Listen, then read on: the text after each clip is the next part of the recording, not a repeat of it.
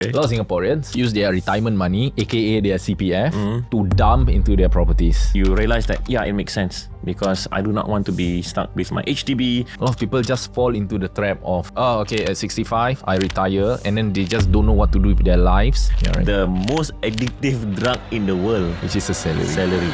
Welcome back, guys, to More Than Money, the podcast where we talk about property, money, and mindset. In today's episode, we're talking about retirement. I am your co-host Jeffri, consultant from KW Singapore. And I'm Elfi, also a consultant at KW Singapore.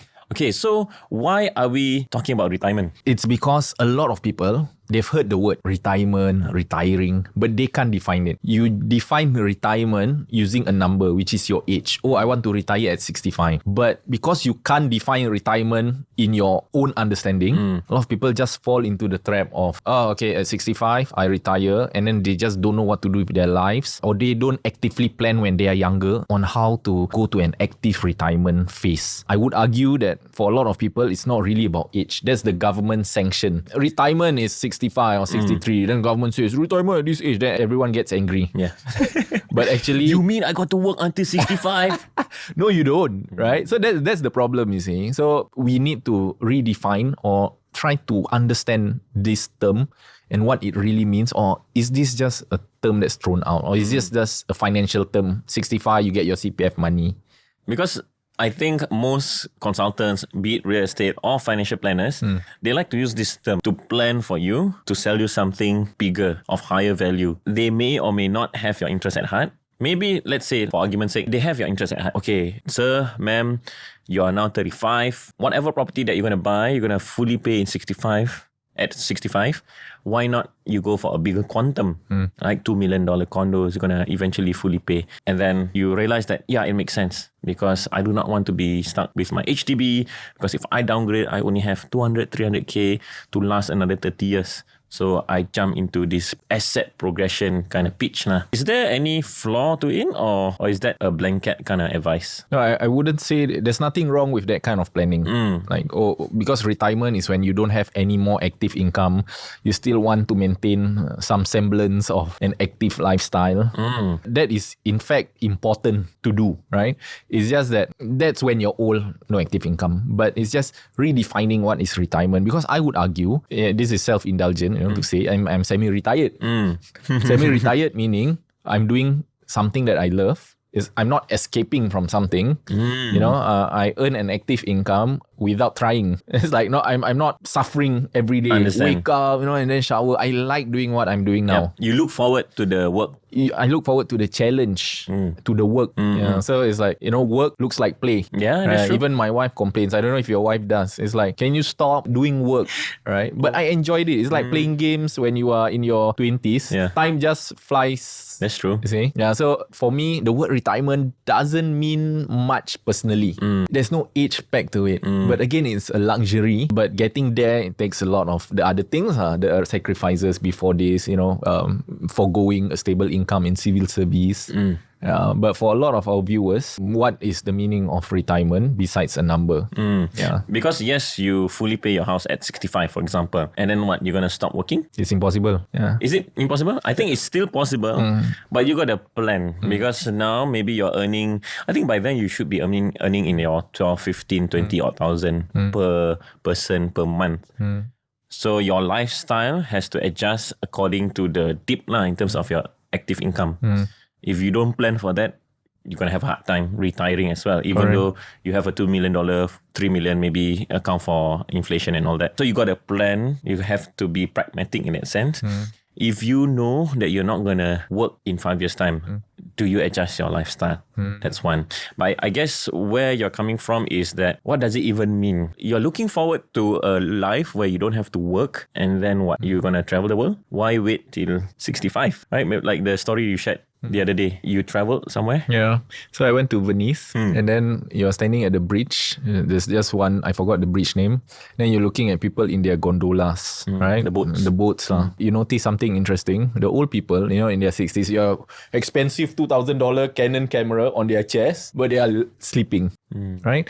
And they have all this money. And they are retired, but now it's time to see the world, which they don't have the energy to see. I'm very sure if you go down and tell them, uncle, you rather sit in your house or rather travel? That's why a lot of old people don't like to travel. That's true. So it's just like a counterintuitive or a paradox, I would say. Like you think that you will do the things you love later, but actually you don't have the energy to do it. Your body retired long ago. Your body retired. Okay, so that is like a balancing act, right? For some, body retired, financially also cannot retire. Oh yeah, sadly. Right? Because you never plan properly. Correct. And then the other one will be like you have a nest egg waiting for you, but because you waited too long, you cannot enjoy the fruits of your labor. That's why I like the points that Melvin shared. I mean, you build your equity triangle, and then when it's time to push the button, he likes to say that you can just exit your property and then you diversify your portfolio accordingly. Maybe you buy some DBS stocks, maybe you buy a fully paid HDB $1 million, and then you still have passive coming in 10, 12, 15K, and you still get to enjoy your 50s because you don't have to necessarily wait till you fully pay your house. You can just liquidate, pay off your loans, and then fully pay your next retirement home lah. You don't have to wait till 65. Correct. Wait till your loans are fully paid. Then it's going to be too late. You got no energy. So that's a bloody good point, I would say. So building your equity until the point where eventually you're paying your property in full, and then you can cash out, let's say 4 million, 5 million, which is highly possible. Even if today you're earning 14, 15K, you can retire with $4-5 million through the correct property. And then after that, you can put your money in dividend earning stocks. $14,000-15,000 per month. By then, it's like maybe $3,000. I don't know how much. Right? In fact, if I would argue for a lot of people, let's say in their 30s, they can do it much faster than before they reach 65. They can do it at age 55. They can do it at age 50. It's really about knowing that your principal amount that you are loaning from the bank, it can be fully paid actually using your income. Right? So you can, because you can kill off the principal. And then the interest. The interest, and then you reduce your interest very fast, and then your 25-year loan becomes a 15-year loan. Right? And then you can actually retire lah. I mean, nowadays there's a lot of videos, I think from Channel News Asia or even on YouTube about Singaporeans going overseas. They retire at 45, for example. That's their definition of retiring, being in Japan or just traveling the world. I like the fact that they bring their families as well, their kids, and then the haters will go like, your kid's not going to remember, waste time, don't waste your money, and then like, these are all envy keyboard warriors lah. Again, you take an intentional approach to your life, and then you decided that 45, let's travel the world. I think I've accumulated enough. It may not be the biggest nest egg, but it is enough for me to do what I want, because you also have to know what you want and how much it costs. Then you can plan for it. Otherwise, if you do not know what you want, and it's just going to be a numbers game. Why 5 million when you can end up 8 million, then 12 million, and then next thing you know, again, you'll be on the boat in Venice lah.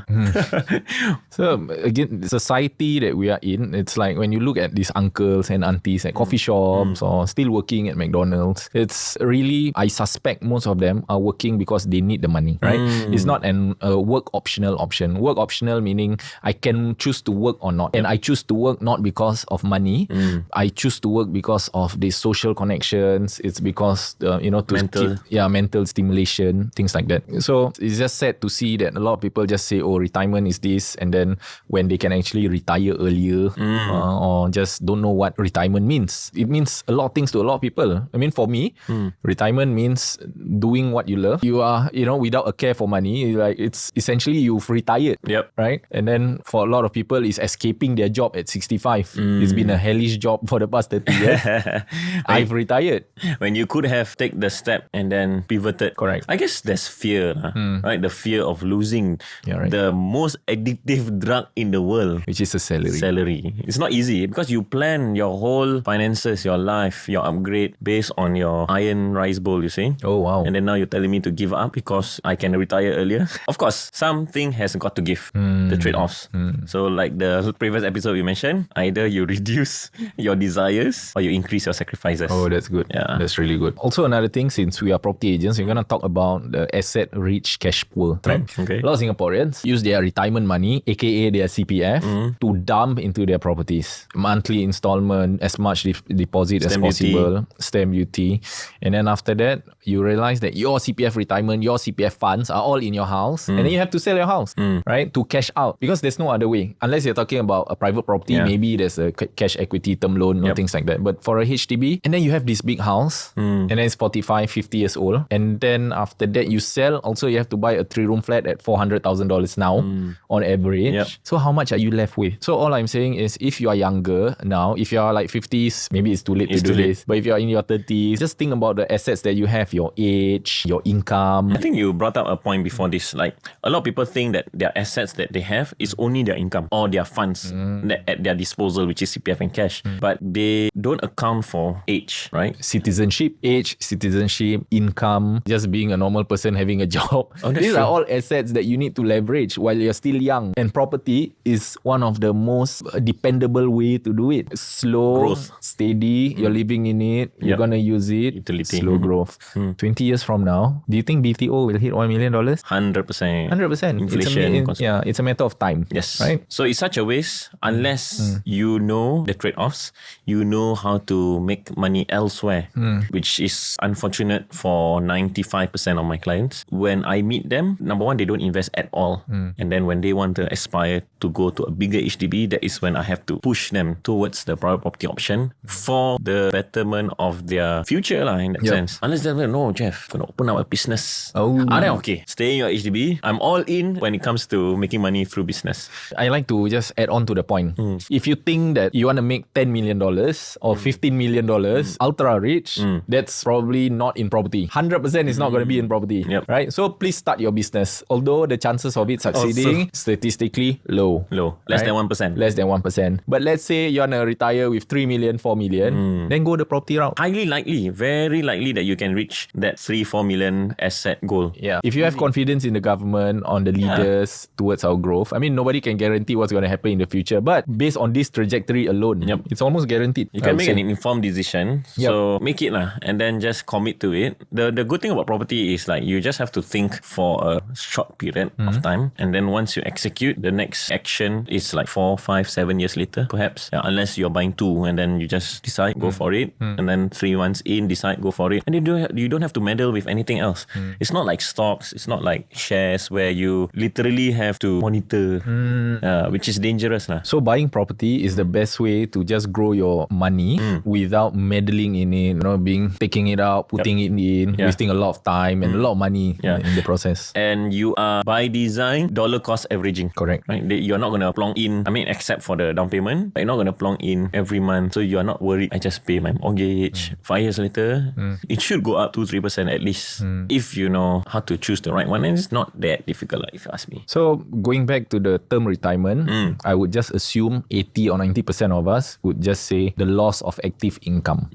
Right? There's no active income anymore. That means people like to say, active income, that means working lah. And then nowadays, the good thing is there's a lot of instruments, like just now you were saying OCBC dividends. If you put in like $2 million, you're gonna get like 5%, which is a lot of money every year without working. So that works. Of course, a lot of these things take time, but also there's the real fear where after 65 you probably can't retire. I think for most of us, it's if you're not planning now, like I say, if you're in your 50s and you haven't really thought about it, you're just thinking passively about retirement, then I don't think you'll retire. Because I think I agree, because when I first started out my career as a real estate agent, I tend to meet people in their 30s, 20s, and then when you talk about retirement or planning for retirement, to them it's like, no, I'm not distant. Too distant. It's too far out into the future. I want my now. And then of course when you meet the 48, 52 kind of couple, then they'll go like, how much are my FRS? Oh my God. And then you mean negative sale, and then you mean 200k on my CPF wipe out just like that. And then if I were to buy 3 room or so, I'm left with 80k cash. Then you will be in such a dire situation, and then suddenly your risk appetite go very high because you want to make suddenly you want to overcompensate, right? So let's go for a 30% ROI annual crypto, brother. My chuchu. Not normal crypto. You must find a very funky kind of call it name what, of meme coins. Meme coins. Because the potential 10 bagger or 100 bagger is there. During the crypto craze, was it 2021 or 20? Yeah, should be. So a lot of people were coming up to me, like if you're in a gym, the trainers, they will just show you, this is my crypto wallet. You see like so many zeros. Then my question is, you can cash out this? Bro, can cash out. Another 1 month, I'm just going to be like a multi-millionaire. I'm like going to cash out with $6 million. Wow. 6 years later, still there lah. Still there. the guy is still there. Yeah, because it's exciting. And then, for those who held held on to Bitcoin, maybe you know what you're doing. For those who held on and sold too early, you think you missed out on the boat. But your many decisions before that was an indicator that you're not the kind to invest in this kind of instruments. What are the things you can control now? For example, honestly, I'm going back to real estate because we just do real estate. We don't want to do anything unfamiliar because it's going to be dangerous. Correct. Operational drag. So you're talking about real estate. Since you are having to live in a property, a home, then buy a home that can appreciate over time. You have to find the right home, right layout, right project. Might as well. You're going to retire with 3 million plus. You know, it's like almost a given if you have a long runway, 20, 25 years. And the property doesn't need to appreciate. Oh, that's true. It's just inflation. Yeah. Goods and services, they just increase in price. Your value of your dollar goes The down. value of your dollar goes down. Exactly. Oh, yeah, that's true. Yeah. Because like it or not, your real estate, your home is the biggest purchase of your life. Assuming you set aside 50% of your income or even 40%, it's a sizable portion of your portfolio. So no matter how well the others do, if this one goes south, your whole portfolio is going to be affected. So might as well you configure or you plan it proper. So at least you account for 40-50% of your portfolio at the right trajectory. And then go and Bitcoin or 5% or what. Because not funny, really. If your retirement is really reliant on your home, you are setting yourself up for failure. Because it's going to be passed on to your kids. Not only the house per se, but the education and the environment. Correct. Right? Next thing you know, you are dependent on your kids to pay your retirement expenditure. You are relying on your kids. Even worse is when you buy a big HDB flat, for example, and your plan is, okay, I'm probably going to finish paying for it in a certain amount of time. And then after that, suddenly you quit your job or you got sacked or you can't find another job at your 50s, 60s. And then you don't have savings to pay for your monthly installment anymore, or your CPF is all in the house. Now you get your 23-year-old kid that just started work, bring in their name to the HDB flat. And then now, guess what? Now they want to get married 3-4 years later. Sometimes some kids, they say, no lah, pa, I won't be getting married anytime soon. They get married. Yes. And then after that, they have to sell their property. And then you're just going to end up destitute. That's true. So like I said, financial literacy is also at the heart of things. And we are here to try to share whatever we know. Right? Correct. Yeah. I guess I made it a mission for myself to share financial literacy and then try to approach it holistically. Correct. Like it or not, again, home, house, biggest purchase in your portfolio. Do it right. Of course, introducing money DAS and then all these different concepts, mindset and then SME and all that. But fundamentals has to be sound. Savings, investments. That's why you shouldn't take things lightly when it comes to making the decision for your next home, especially the BTO upgrader, just sitting on a pot of gold. Oh, wow. Equity 600,000, income power, age power, equity power. Then you go and you dig into your own grave. You commit to a whole flat, for example. And then what you gonna do? What are you gonna do with the money? You're gonna have 200,000-300,000. Confirm you're gonna buy a car. Confirm rental you're gonna finish paying. You don't want to take rental loans. So after you sell, buy, you're left with what? 100,000? In today's time, 100,000, you're going to deplete. Yeah, so such a waste when, especially compared to what you could have achieved. Such a waste. Such a waste. So I think when you are a HDB upgrader today, you have $300,000 in your HDB flat. Of course, you can't buy an EC initially because if you had rich parents, different. But for most of us, it's a BTO starting. You have $300,000 left in your HDB flat. Some of you might cash out. So it's considered lazy money. I feel it's lazy money. It's money that's not working for you. Let's say I have $2 million. How we utilize the $2 million would be very, very different. Because my $2 million is going to be really hardworking. Every day go gym. Every day work. Right? So if you're a BTO upgrader, you have this money. Learn how to make this money work really hard for you. This $300,000. Because they always think, I sell my BTO. Or some who don't sell, right? I almost finished paying my HDB. But there's $300,000 of lazy money, which is going to go down and down. This $300,000, if you put it towards, let's say, any normal index funds, you're going to retire so good. Much more comfortably. Right? So it's time to review your portfolio. Cliche review your portfolio. Correct. But it's the truth. You do have these assets. And just now we shared, you do have your age, your citizenship, your income. Your Why funds. are you not maximizing all these things? It's so sad. It's very, very sad. So I'm thinking, I always have this idea, if I had a time machine, 2018, me and Heikel, I keep saying your name, Heikel, but it's fine. We've got a lot of stories. Yeah, in 2018, me and Heikel, we just did retirees because we like focus market. We don't do anything. We don't do broad, right? So okay, bro, we do 55 Malay. They are retiring. We do them. We just help them. Then it came to a point where you notice a pattern. They sell, no money, have to work. Sometimes when you do presentation, you cannot even sit at their houses because their kids, their in-law, their daughter-in-law at home. Then there's a lot of conflict, you see. So I was thinking, if only I had a time machine, right? And then that's where a few years later we did HDB upgraders to condo. That was our time machine, our version of a time machine. So me and you sitting here, it's also like, please, if you're in your 30s, you have a property, it's time to reassess, think about how you can make this money hard working. Work lah. Make it sado a bit lah. Make it sado. In fact, if you do the maths on properties, there's this equity triangle, right? So the more money you put into your property, it's going to grow. It's almost like there's a third person working for you. It's the husband and wife working. There's almost like a toyol working for you.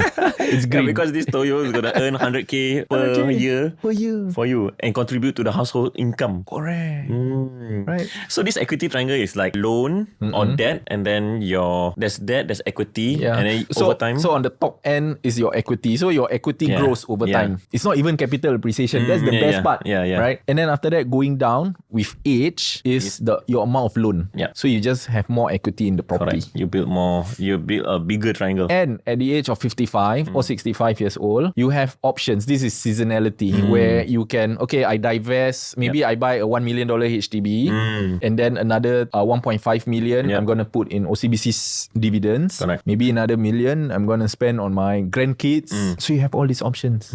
Just now when you said lazy money, I thought you were going for people who are very lazy with their money because this money wasn't hard earned. Correct. They didn't work for it. Yeah. So when they spend nonchalantly. They will go like, I have what? Like, just buy luck. I don't know, luck. If you want to call it BTO profits as luck, just by luck, you earn a pot of gold of 300,000 post sell and buy, and then you're just gonna frivolously spend. That is lazy thinking. You are not doing yourself any favor. You're not doing your kids any favor, your family any favor. I feel. I mean, yes, we talk about money dolls, but this is just lack of thinking, lack of assessing their portfolio, and then looking at the pros and cons. Right? If I go down this path, yes, I have a beautiful, renovated, huge HDB old, for example. I enjoy my life. But what is your 55, 65-year-old self going to say to you, right? So are you doing them a favor? It's like in business, there's this concept. Everything you do, you have to think about your future self at 80 years old or when you were 8 years old. Will they be proud of what you're doing? So it's the Solomon paradox, right? For retirement, at 55, even NTUC Income ran this ad, like, there's the old person thanking the younger person for making good decisions. And another thing is thinking. I think you brought up a good point. Nowadays, people just are lazy to think. Even, where I was in reservist, one of my camp buddies, he came back from the toilet, with his towel, and then he was saying, oh my God. Then I said, what happened? We were saying, because we thought that, because it's an old camp, we were thinking like maybe you saw a ghost or something. I forgot to bring my handphone when I was shitting. And he was, for 5 minutes, just sitting and shitting and doing nothing. And then he was by himself. Alone with his thoughts. And that was hell. So for a lot of you, where if you go to the toilet, you need a handphone just to occupy that 1-2 seconds of your thoughts. Talk to us. Talk to me. Talk to you. Right? Because we are the kind of people who will sit you down, make sure that you just don't know what you don't know. We know. Right? So that's why we are sharing. So get proper help. That's true. So going back to the key takeaways for defining retirement is, number one, what is retirement? Because you also have clients where if you sell your HDB BTO and then you buy 1980s HDB flat, technically fully paid. Technically, can you retire? Cannot. Can. You rent out your rooms. Then you don't need to work anymore. Correct. Or go Johor. Stay in Johor. So what is retirement? So define retirement properly. And if you clearly know what retirement means, then work towards it. Because for a lot of people, they just let the government dictate, this is retirement at age 62, at age 65, at age 70. Then you're just a lost sheep. I think just now you shared mini retirement. Yeah. Why do you have to wait and go all out at 65 when you can take mini retirements or go on mini retirement trips, sabbaticals. Yeah, even for teachers nowadays, you can take like a 1 year break. No pay leave. I think you should do that. You should try do more things that you enjoy while you are still young. That's true. While you're still capable. Because nowadays, even at my age, if I travel, I still like the long walks. I still like nature and all that. But for a lot of my peers who've put on a little bit of weight, they just, it's okay. I sit at the entrance, play TikTok. So point is, take mini retirement breaks. 1 month, 6 months if you can. Yeah. Oh, 1 year. Ooh.